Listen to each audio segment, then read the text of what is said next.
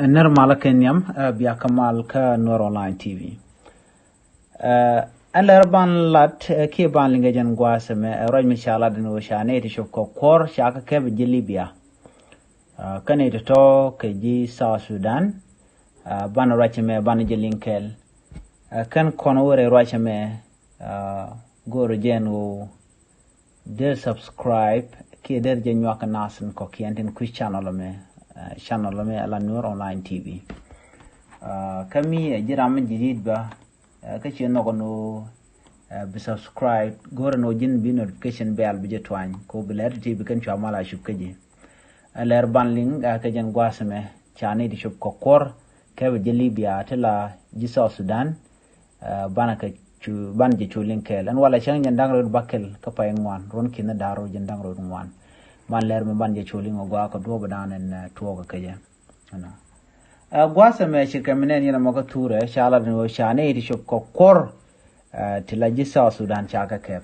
an do badan kap ke shala den en wo kap ke ko ken chicken were wishin ni ka Libya alane ti kwalka na rodienten di yenen rudian kan dial kan di shar ala ji South Sudan chala no to gat ngwan belong te kere ti jena won ngot kane ti kan ka kef kane ti na pai ka kef kap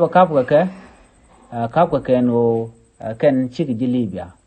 ko na zla na je mana ka Libya bnar ko yor yer bana ko Europe ngot kan na na we te kane ti ngwan de shar ala ka desert danan ko ka Libya Guatemala na we kap katin micha kap hukum be yen ka peston wan enemy shi ne de kontela refugee chi yejek kji UN bikan ne de top gan kula kap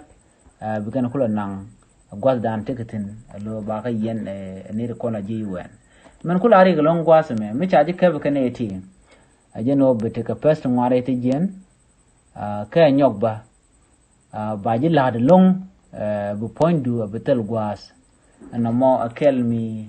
jag ne tun wan tama ka garden content chu ka Libya chush kan ka jelong ko la na we lat ke ka len min bej abran ba ben cheje cham jong ke chiring de chetel na men tama mi chi to no chane de kor cha ka kaf ka ne to ka ji South Sudan ka Libya ajele dandi ling ana me